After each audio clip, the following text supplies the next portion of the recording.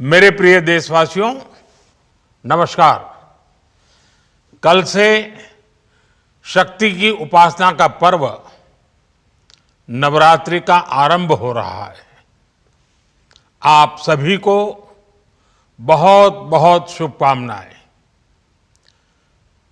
नवरात्रि के पहले दिन से देश आत्मनिर्भर भारत अभियान के लिए एक और महत्वपूर्ण और बड़ा कदम उठा रहा है। कल यानी नवरात्रि के प्रथम दिवस 22 सितंबर को सूर्योदय के साथ ही नेक्स्ट जनरेशन जीएसटी रिफॉर्म्स लागू हो जाएंगे। एक तरह से कल से देश में जीएसटी बचत उत्सव शुरू होने जा रहा है। इस जीएसटी बचत उत्सव में आपकी बचत बढ़ेगी और आप अपनी पसंद की चीजों को और ज्यादा आसानी से खरीद पाएंगे। हमारे देश के गरीब, मध्यम वर्गीय लोग, न्यू मिडिल क्लास, युवा, किसान, महिलाएं, दुकानदार, व्यापारी, उद्यमी, सभी को ये बचत उत्सव का बहुत फायदा होगा। यानी त्योहारों के इस मौसम में सबका मुंह मीठा होगा। देश के हर परिवार की खुशियां बढ़ेगी। मैं देश के कोटि कोटि परिवारजनों को नेक्स्ट जनरेशन जीएसटी रिफॉर्म्स की और इस बचत उत्सव की बहुत बहुत बधाई देता हूं, शुभकामनाएं देता हूं। ये रिफॉर्म भारत की ग्रोथ स्टोरी को एक्सेलरेट करेंगे, कारोबार को और आसान बनाएंगे, निवेश को और आकर्षक बनाएंगे और हर राज्य को विकास की दौड़ में बराबरी का साथी बनाएंगे। साथियों, जब साल 2017 में भारत ने जीएसटी रिफॉर्म की तरफ कदम बढ़ाया था, तो एक पुराना इतिहास बदलने की और एक नया इतिहास रचने की शुरुआत हुई थी। दशकों तक हमारे देश की जनता, आप सभी लोग, देश के व्यापारी अलग अलग टैक्स के जाल में उलझे हुए थे। Octroi, entry tax, sale tax, excise, VAT, service tax, न जाने भांति भांति के दर्जनों टैक्स हमारे देश में थे। एक शहर से दूसरे शहर माल भेजना हो तो न जाने कितने चेकपोस्ट पार करने होते थे, कितने ही फॉर्म भरने पड़ते थे, कितनी सारी रुकावटें थी। हर जगह टैक्स के अलग अलग नियम थे। मुझे याद है जब 2014 में देश ने मुझे प्रधानमंत्री पद का दायित्व सौंपा था, तब उसी शुरुआत के दौर में एक विदेशी अखबार में एक दिलचस्प उदाहरण छपा था। उसमें एक कंपनी की मुश्किलों का जिक्र था। उस कंपनी ने कहा था कि अगर उसे बेंगलुरु से 570 किलोमीटर दूर हैदराबाद अपना सामान भेजना हो तो वो इतना कठिन था कि उन्होंने सोचा और उन्होंने कहा कि वो पसंद करती थी कंपनी कि पहले अपना सामान बेंगलुरु से यूरोप भेजें और फिर वही सामान यूरोप से हैदराबाद भेजें। साथियों, टैक्स और टोल के जंजाल की वजह से ये तब के हालात थे। और मैं आपको सिर्फ एक पुराना उदाहरण याद दिला रहा हूं। तब ऐसी लाखों कंपनियों को, लाखों करोड़ों देशवासियों को अलग अलग तरह के टैक्स के जाल की वजह से हर रोज परेशानी होती थी। सामान को एक शहर से दूसरे शहर पहुंचने के बीच जो खर्च बढ़ता था वो भी गरीब को उठाना पड़ता था। आप जैसे ग्राहकों से वसूला जाता था। साथियों, देश को इस स्थिति से निकालना बहुत जरूरी था। इसलिए जब आपने हमें 2014 में अवसर दिया तो हमने जनहित में, देशहित में जीएसटी को अपनी प्राथमिकता बनाया। हमने हर स्टेक होल्डर से चर्चा की। हमने हर राज्यों की हर शंका का निवारण किया, हर सवाल का समाधान खोजा। सभी राज्यों को, सबको साथ लेकर आजाद भारत का इतना बड़ा टैक्स रिफॉर्म संभव हो पाया। ये केंद्र और राज्यों के प्रयासों का नतीजा था कि देश दर्जनों टैक्सों के जाल से मुक्त हुआ और पूरे देश के लिए एक जैसी व्यवस्था बनी। वन नेशन वन टैक्स का सपना साकार हुआ। साथियों, रिफॉर्म एक अनवरत चलने वाली प्रक्रिया होती है।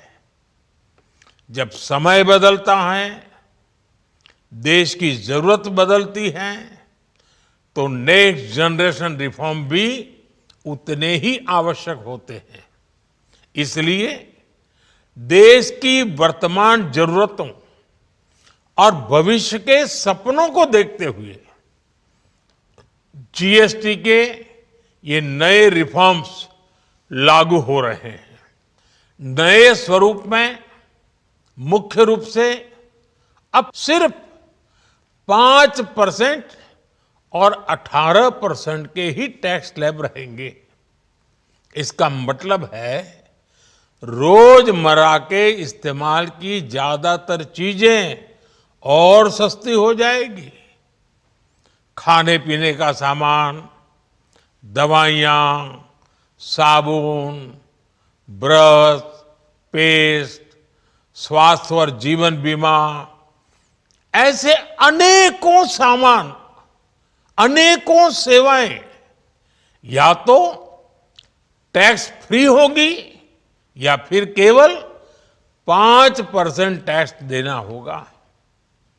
जिन सामानों पर पहले 12% टैक्स लगा करता था, उसमें से 99% यानी करीब करीब 100 के निकट 99% चीजें अब 5% टैक्स के दायरे में आ गई है।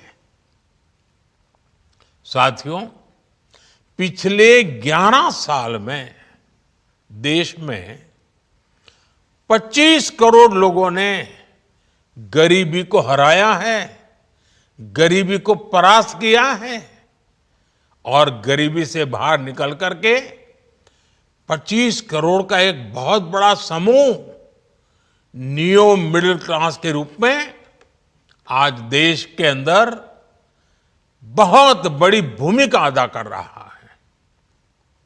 इस न्यू मिडिल क्लास की अपनी एस्पिरेशंस हैं, अपने सपने हैं। इस साल सरकार ने 12 लाख रुपए तक की इनकम को टैक्स फ्री करके एक उपहार दिया। और स्वाभाविक है, जब 12 लाख रुपयों का इनकम टैक्स में राहत हो जाए तो मध्यम वर्ग के जीवन में तो कितना बड़ा बदलाव आता है, कितनी सरलता सुविधा हो जाती है। और अब गरीबों की भी बारी है, न्यू मिडिल क्लास की बारी है। अब गरीब को, न्यू मिडिल क्लास को एक तरह से डबल बोनांजा मिल रहा है। जीएसटी कम होने से अब देश के नागरिकों के लिए अपने सपने पूरे करना और आसान होगा। घर बनाना, टीवी, फ्रिज खरीदने की बात हो, स्कूटर, बाइक, कार खरीदना हो, ये सब पर अब कम खर्च करना होगा। आपके लिए घूमना फिरना भी सस्ता हो जाएगा, क्योंकि ज्यादातर होटल्स के कमरों पर भी जीएसटी कम कर दिया गया है।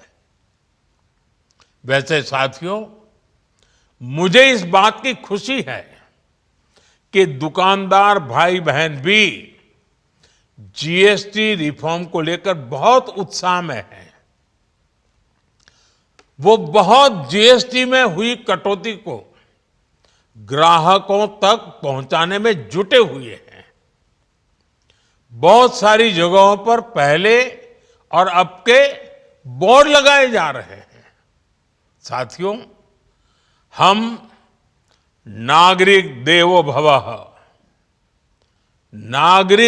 भवः के जिस मंत्र के साथ आगे बढ़ रहे हैं, नेक्स्ट जनरेशन जीएसटी रिफॉर्म में इसकी साफ झलक दिखाई देती है। अगर हम इनकम टैक्स में छूट और जीएसटी में छूट को जोड़ दें तो एक साल में जो निर्णय हुए हैं उससे देश के लोगों को 2.5 लाख करोड़ रुपए से ज्यादा की बचत होगी। और तभी तो मैं कह रहा हूं, ये बचत उत्सव है। साथियों, विकसित भारत के लक्ष्य तक पहुंचने के लिए हमें आत्मनिर्भरता के रास्ते पर चलना ही होगा। और भारत को आत्मनिर्भर बनाने का बहुत बड़ा दायित्व हमारे एमएसएमईज यानी हमारे लघु, मध्यम और कुटीर उद्योगों पर भी है, जो देश के लोगों की जरूरत का है, जो हम देश में ही बना सकते हैं, वो हमें देश में ही बनाना चाहिए। साथियों, जीएसटी की दरें कम होने से नियम और प्रक्रियाएं और आसान बनने से हमारे एमएसएमईज, हमारे लघु उद्योगों को, कुटीर उद्योगों को बहुत फायदा होगा। उनकी बिक्री बढ़ेगी और टैक्स भी कम देना पड़ेगा, यानी उनको भी डबल फायदा होगा।